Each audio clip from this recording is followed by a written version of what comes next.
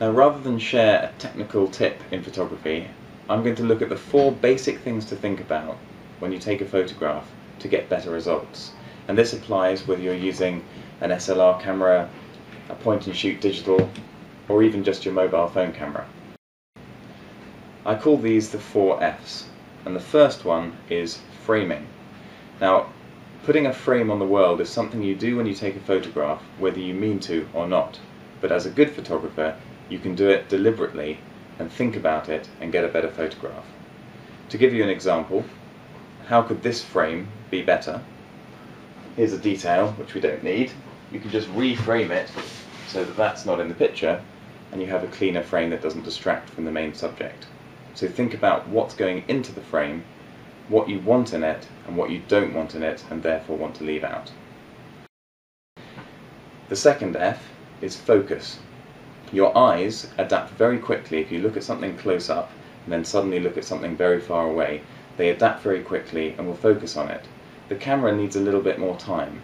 The important thing is give the camera time to focus, otherwise you might get the exact moment you want and the exact frame you want, but you still won't be pleased with the photograph. The third F also leads to better focused photographs. It is follow through.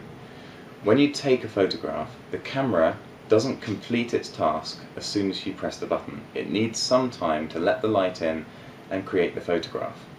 So, when you take a photograph, when you've pressed the shutter, just hold it there for a second. And even if it doesn't need that, it'll ensure that you leave enough time for the camera to get the photograph. Otherwise, you might get blurred, motion blurred, or you might miss the frame that you thought you were going to get. The fourth and final F is flash off. When you see something that you want to take a photograph of, you're seeing it in natural light.